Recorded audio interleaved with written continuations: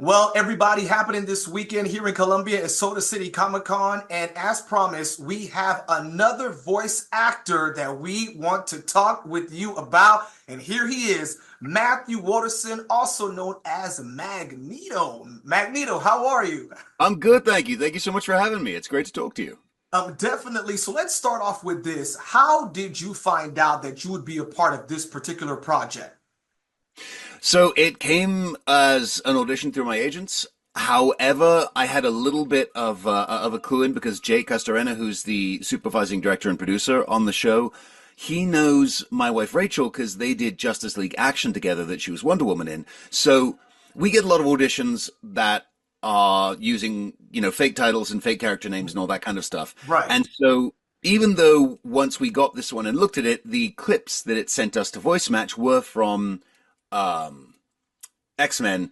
Sometimes shows or games will do that and will say, well, we're in the same, our show or our game is the same tone as this, so we'll use all stuff from this as reference, because if people can get into that world, then they'll work in ours. So you still don't totally know, but Jake had messaged Rachel and said, you're going to get an audition under this title. Just so you guys know, it's something I'm working on. Pay attention to it. We're not trying to, we're not tricking you. So we Got it. immediately knew what it was and went, oh, it's what we think it is. Okay, awesome. And so that was how I got the audition. And then once I done it, sent it away, we did a callback, and then, I just got notification. Now, did you watch X-Men growing up, the first series, not the 97, obviously? I didn't. I was in boarding school in England at the time. Oh, So board. I was locked in a large Victorian building that was originally set up by the East India Company to train people to go and be oppressive around the world. I would have I kind of had the education that would have kind of put me on the other side from the X-Men, really. Okay. But no, I did not have access to it when I was growing up. So my first introduction to the X-Men, sort of in terms of mass pop culture, was Mhm. the Ian McKellen, Magneto version movies from the late '90s, early 2000s. All right, so let's get straight into the series. First of all, the one episode that a lot of people are like, wait, what? Including myself, although we know it's in the comic books, you and Rogue, how Yeah. did you prepare to unravel that episode? So that was one. There were a couple of things when I got the script and read it, or when I was talking to production, I sort of looked at it and I went, this is going to make a lot of people mad. And their reaction was always, yeah, that's if we do it right, it's going to be really, Yeah. really divisive. And the costume choice was one of them.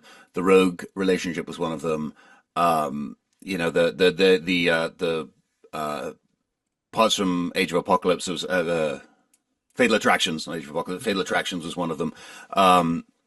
And so that was one where going in, I said like, okay, so what's the backstory? So they gave me back some of the backstory of it. They said, this is canon. This is in the comics. This is not something that we're just fabricating for this.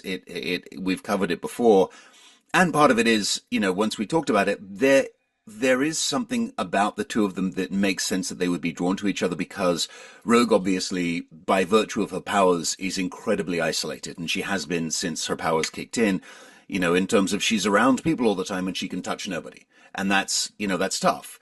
Eric is obviously isolated because everybody in his family was annihilated when he was around the same age. And so he has had no, family connections to anybody for 45, 50 years. So they have something in common in terms of their feeling of kind of being alone and being separated from everybody else.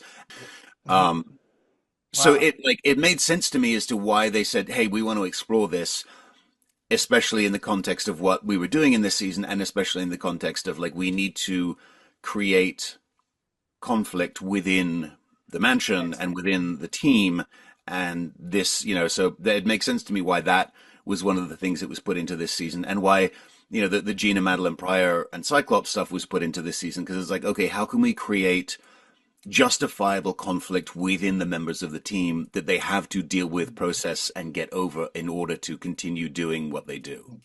Well, speaking about conflict, one of the major statements that a lot of people are saying now, Magneto was right, okay? Yes, sir. And that episode where you sent an electromagnetic pulse throughout the entire world and you disabled systems and kind of awakened other mutants, how did you have to prepare your voice to do that? That look, selfishly and jokingly, although not really, like that was a great episode for me because I only had one word in it. So I have one word in that episode. It was so well crafted by the directors and the storyboarders and the writers that, Magneto is in the episode, but he doesn't speak. Like after Genosha, he doesn't speak until he says enough and turns the world off.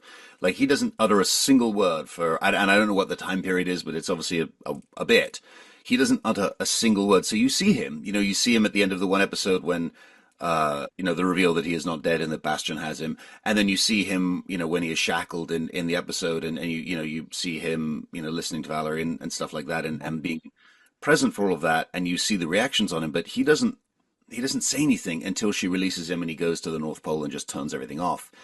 And so that was a funny one where there is a temptation to be like, oh, how much stuff can I do? I just have one word. How much stuff can I do? When the Yeah. reality is the simpler, the better, because the rest of the team has done everything necessary to make that moment impactful. And I will tell you honestly, as a viewer, it was, I mean, just enough. Literally, like there was no pun intended, nothing else that you needed. I'm just like looking at this dude sending an electromagnetic pulse across the world.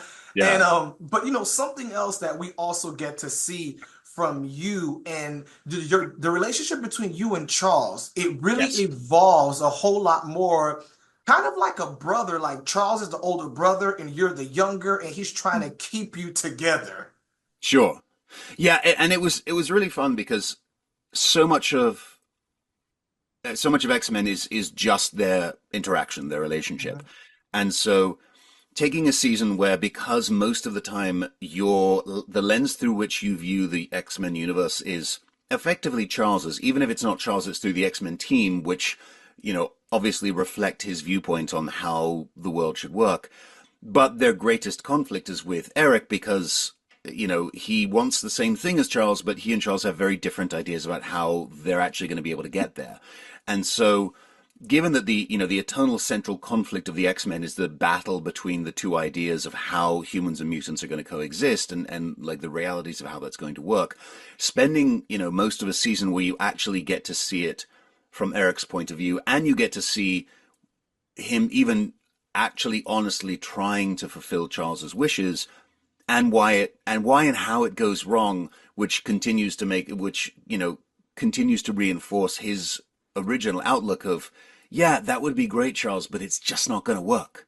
Like you have this beautiful idyllic image of how the world is going to end up being together, but that's not who any of us are. So let's stop killing everybody and dying over something that's never going to happen. Let's be realistic about this and say Mhm. if this is going to work, somebody has to win and somebody has to lose, and I'm Mhm. not going to be on the losing side. Because I mean, you saw Rogue and Sunspot go, yeah, we're going to go with Eric. Like we saw Right. what They happens. left. That was You surprising. yeah, Yeah. and you see Cyclops of all people be like, have the moment on television where he sort of goes like, "Do you people understand that you are alive because I let you live?" kind of thing. Like, Yeah. yeah, like when even Cyclops is going, maybe this was the wrong approach.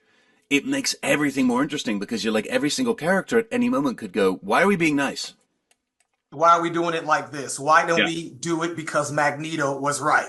Yeah, why don't we just be realistic and say we're putting all this effort in and all that happens is we keep getting beaten down. Let's just be in charge. Mhm. Let's just end this and, accept the way that the world's going to be. And Magneto, I have about only 3 more minutes with you left, man. I wish we could talk a little bit more. But okay, what can we expect for season two?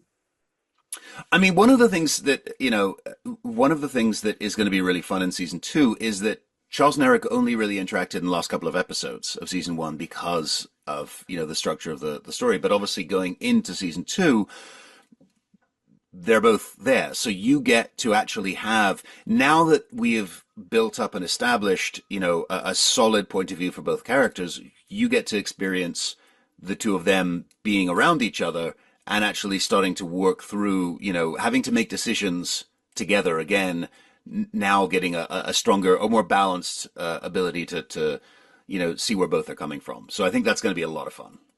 Matthew, before we go, can you um, give our viewers a little bit of your Magneto voice? Yeah, sure, sure. Is there a particular line that you would like, or? Let's see. How about we do the line where he comes in to the mansion Mhm. and the X-Men finds out that Charles Xavier wanted him to take over. Yeah. Right, right, right. At the very end of episode one. um, Everything he built now belongs to me. That, see, I feel it already. All right, so we're gonna see you this Saturday here in Yes, Columbia, sir. South Carolina. What would you like to tell 30 more seconds left, the viewers in Columbia? There's a whole bunch of us coming out. By all means, come talk to us about X-Men stuff. Come talk to us about the new show, the old show, because some of the original cast is there. Sunspot, Guy, and I are going to be there. So you got people who are in both shows, people who are in those of us who are in just the one, who just like finding out about the old one. So come and see us, talk to us, ask us about anything. Tell us what you loved. Tell us what you didn't love. We're happy to hear it all. So we are excited to be there and looking forward to it. Wow, Matthew Waterson, the voice of Magneto, thank you so much for coming on this Zoom and talking to us about X-Men 97. Thank you so much. It was a pleasure. Stay up to date with this story and more. Subscribe to our Watch Fox YouTube page. Be sure to like, comment, subscribe, and click the notification bell to never miss an update.